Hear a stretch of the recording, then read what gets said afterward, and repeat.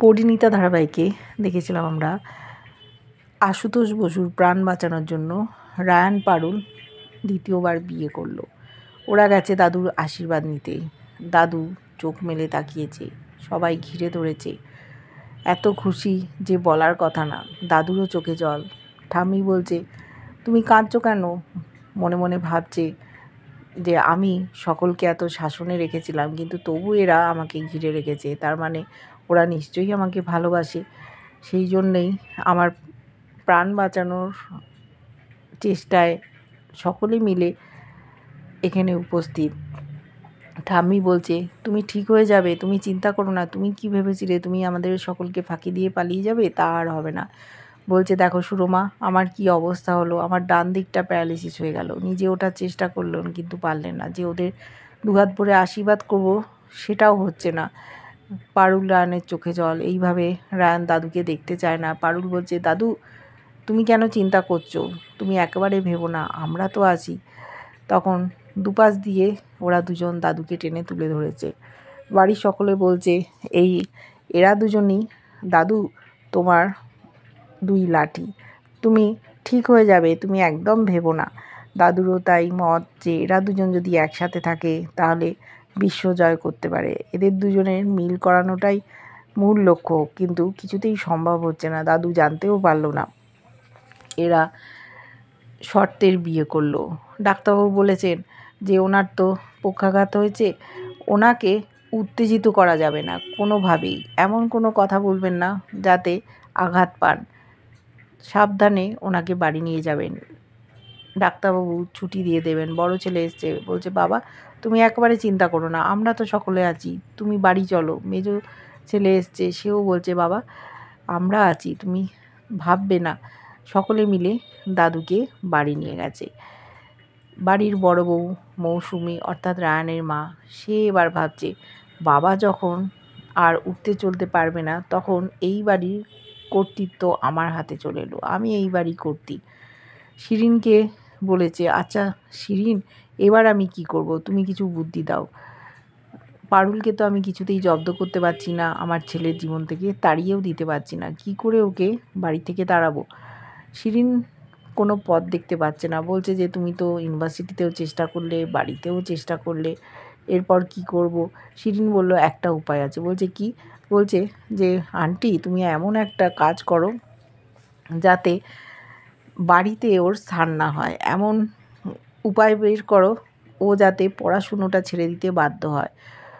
কোনো আশ্রয় পাবে না, পড়াশুনো করতে পারবে না, বাড়ি থেকে তাড়িয়ে দেবে, রায়ানের জীবন থেকে সরে যাবে, দেখবে আপনিও চলে গেছে।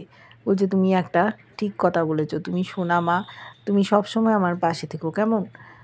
আমি পারুলকে বাড়ি থেকে তাড়িয়েই ছাড়বো। তুমি এই যে বুদ্ধিটা দিলে, এর জন্য তোমাকে অনেক ভালোবাসা। বলল, আন্টি তোমার দরকার হলে তুমি আমাকে নিশ্চয়ই ফোন করো, আমি তোমার পাশে আছি।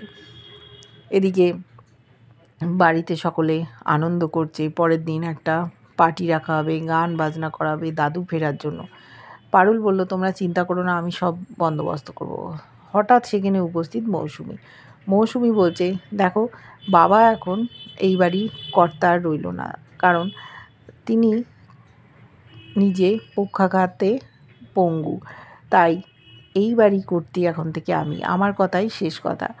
আমি চাই পারুল এই বাড়িতে থাকবে না, আমার ছেলের জীবন থেকে চিরদিনের মতো চলে যাবে। বাড়ির লোকেরা তো অবাক, কী কথা বলছে? বলছে, কি বলছো, তোমার মাথার ঠিক আছে তো? বলছে, হ্যাঁ আমার মাথার ঠিক আছে। এতদিন ধরে বাবা আমাদের পিষে রেখেছিলেন, আমার মতামত তোমাদের কারুর মতামত নেওয়ার প্রশ্নই ছিল না। এখন আমি আমার মতটাকে প্রতিষ্ঠা করতে চাই। আমি চাই আমার ছেলে পারুলের থেকে মুক্ত হোক, পারুল এই বাড়ি থেকে চলে যাক। আমি ওকে এক মুহূর্ত সহ্য করতে পারছি না। অনেক আগে আমি বলেছিলাম, শুধু বাবার জন্য বলতে পারিনি, কিন্তু আর আমি ওকে এই বাড়িতে রাখবো না। পারুল চুপচাপ তাকিয়ে শুনছে কি বলছে। বলছে, আমার অনেক কিছু এত বছর ধরে বলার ছিল, কিন্তু আমি বলতে পারিনি বাবার ভয়ে। ওই বাড়ির মেয়ে বলছে, তোমায় কে বললো যে তুমি এই বাড়ির কর্ত্রী?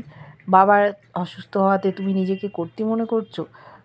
রায়ানের বাবা বলছে, মৌসুমি তুমি এরকম করে বার করে দিতে পারো না, তুমি কৃতজ্ঞ ওর প্রতি, কারণ বাবা পারুলের জন্যই প্রাণ ফিরে পেয়েছে। তখন পারুলের কাছে গিয়ে বলছে হাত জোর করে, দেখো পারুল, আমরা সকলে তোমার প্রতি কৃতজ্ঞ, বাবার প্রাণ ফিরিয়ে দিয়েছো, কিন্তু তোমাকে আমি এই বাড়িতে থাকতে দেবো না, কিছুতেই না। আমি তোমাকে একদম সহ্য করতে পারছি না। কি করবে? সকলে বাধা দিচ্ছে, পারুলের উপর নির্ভর করছে। পারুল তখন ভাবছে যে আমাকে এই বাড়ি ছেড়ে চলে যেতে হবে। ওই বাড়ির আরেক বড় মেয়ে আছে, তাকে বলেছে যে যা গিয়ে পারুলের মালপত্র গেস্ট রুম থেকে এনে দে। সে আবার ব্যাগ ট্যাগ গুছিয়ে চলে এলো, পারুলকে দিয়ে দিল। পারুল দেখছে কোনো উপায় নেই, ও সকলকে বলল আমি চলে যাচ্ছি। কিন্তু জানতে চাইলো সকলে কোথায় যাবে, বলছে আমি জানি না, বাবা ভুবনেশ্বর নিশ্চয়ই কোনো ব্যবস্থা করে দেবেন। সুটকেস নিয়ে, ব্যাগ নিয়ে ও হাঁটা দিয়েছে। বাড়ির সকলে খুশি, কারুর কথা শুনলো না। ও বলল আন্টি আমার কাছে একটা কিছু চেয়েছে, আমি দেব না? উনিও একজন নারী, আমরা মেয়েদের কোনো রকম কোনো কথা শুনতে চাই না। ওনারও মনে অনেক দুঃখ হয়তো জমা হয়ে আছে, উনি সেগুলো প্রকাশ করতে পারেনি। আমি চাই ওনার মতটা প্রতিষ্ঠা পাক। উনি এই প্রথম আমার কাছে কিছু চেয়েছেন, আমি তাই বাড়ি ছেড়ে চলে যাব, এখানে থাকতে পারবো না। বাড়ির লোকেরা হই হই করে ছুটে এসেছিলো, কিন্তু ও বলেছে তোমরা আমাকে আর আটকিও না, এটা আমারও একটা সম্মানের ব্যাপার। আমার উপস্থিতি ওনার পছন্দ হচ্ছে না, আমি কি করে থাকবো? আমি তো থাকতে চাইনি। রায়ানের মা বলেছে, দেখো তুমি আমাদের আত্মীয় বা গেস্ট হলে আলাদা কথা ছিল, আমার ছেলে তোমাকে স্বীকার করে না, স্বীকৃতি দেয় না, তাহলে তুমি কি পরিচয় এই বাড়িতে থাকবে? সেটাও ভেবে রেখেছে পারুল। সত্যি কথাই তো, রায়ান তো স্ত্রী হিসেবে মানে না, বন্ধু কখনো বাড়িতে সারা জীবন থাকতে পারে না, তাই ও চলে যাচ্ছিল। হঠাৎ দেখছে ওর হাতটা ধরে কে টেনে ধরেছে, ও ভাবছে কে। তারপর দেখছে রায়ান। বলছে তোর কি পারুল মাথা খারাপ হয়েছে, তুই বাড়ি ছেড়ে চলে যাচ্ছিস? অবাক হয়ে তাকিয়ে আছে মৌসুমি। বলছে খবরদার রায়ান, তুই কিন্তু আটকাবি না। বলছে মা, তুমি পারুলকে বাড়ি থেকে বের করে দিচ্ছ? তুমি জানো না দাদু অসুস্থ?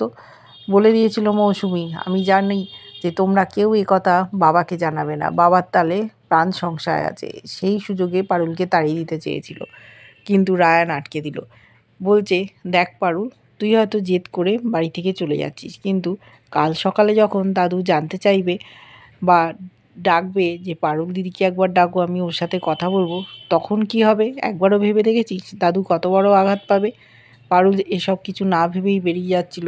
বলছে তুই যদি দাদুকে এক মুহূর্তের জন্য ভালোবেসে থাকিস তাহলে তুই যাবি না। তুই বলতে পারছিস না যে না আমি কিছুতেই এই বাড়ি থেকে যাব না? সেইটা বলার তোর ক্ষমতা নেই? তুই রাগ দেখিয়ে চলে যাচ্ছিস। কার ওপর রাগ করছিস? ওর মা অবাক হয়ে গেছে, বাড়ির সকলে খুব খুশি। রায়ান না হলে কেউ আটকাতে পারতো না।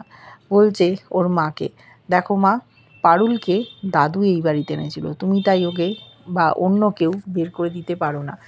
একমাত্র দাদু যদি বলে ও তবেই বেরোবে, নইলে নয়। আর আমরা যে বিয়েটা করেছি, এই বিয়েটা একটা নাটক ছাড়া আর কিছু না। আমি যে ওর সাথে সংসার করব সেটাও না। কিছুদিন পর হয়তো আমরা ডিভোর্সও করে দেবো, কিন্তু পারুল এই বাড়িতেই থাকবে, কোথাও যাবে না। পারুল খুব খুশি রায়ানের প্রতি। রায়ান যে প্রতিবাদ করেছে, ওকে ওই বাড়িতে থাকতে দিয়েছে, এর জন্য ও কৃতজ্ঞ। কিন্তু মৌসুমি খুশি না। সে আবার ফোন করেছে শিরিনকে, বলছে যে রায়ান ওকে আটকে দিল, এই মেয়েটা যেন জাদু করেছে। শিরিন বলল আমি তো জানি রায়ানকে এমন ও হাত করেছে, রায়ান আমার সাথেও কথা বলে না, আর ওর মাথায় চেপে বসছে। বলছে কিছু একটা উপায় বলো তো, কী করা যায়? তখন ও কিছু বুদ্ধি দিল, যেন কোনোভাবেই ইউনিভার্সিটিতে আসতে না পারে, তাহলে ও ওখান থেকে চলে যাবে। সেই মতো দেখেছি সকাল হয়েছে, পারুল ইউনিভার্সিটি যাবে, রেডি হয়েছে। সেই সময় চলে এসছে মৌসুমি, একটা বালতি, ঘর মোছার জায়গা, ঝ্যাঁটা নিয়ে। বলছে কিছু বলবেন আন্টি? বলছে দেখো, তুমি 4 বেলা দিব্যি পায়ের ওপর পা তুলে খাওয়া দাওয়া করছো, ঘর সংসারের কোনো কাজ করো না, তুমি নাকি এই বাড়ির বউ, তাহলে সকাল হতেই বেরিয়ে যাচ্ছ ইউনিভার্সিটিতে? বলছে আমি তো রোজই যাই। বলছে এখন থেকে তো তা করলে হবে না, এখন বাবা অসুস্থ, আমরা সারাদিন খাটাখাটানি করে কাজ করব আর তুমি চলে যাবে রানীর মতো, এটা হবে না, তোমায় ঘরের কাজ করে তবে যেতে হবে। বলছে তুমি তোমার শখ পূরণ করছো। তখন ও বলল আমাকে এখানে কোনো কাজ করতে দেওয়া হয় না, তাই করি না। আমি যখন বাড়িতে ছিলাম, বাড়িতে থেকেও ঘরের সমস্ত কাজকর্ম করে ফিজিক্সে ফার্স্ট ক্লাস পেয়েছিলাম। আমাকে কোনোভাবেই আপনারা আটকাতে পারবে না। বলছে আমাকে কি করতে হবে বলুন? বলল মৌসুমি যে তোমাকে ঘরের সমস্ত কাজ একা হাতে করতে হবে, রান্না বাড়ি থেকে ঘর মোছা বাসন মাজা সব। তারপরে তুমি যদি তোমার শখ পূরণ করতে পারো করবে। বলল চ্যালেঞ্জ রইল আপনারকে।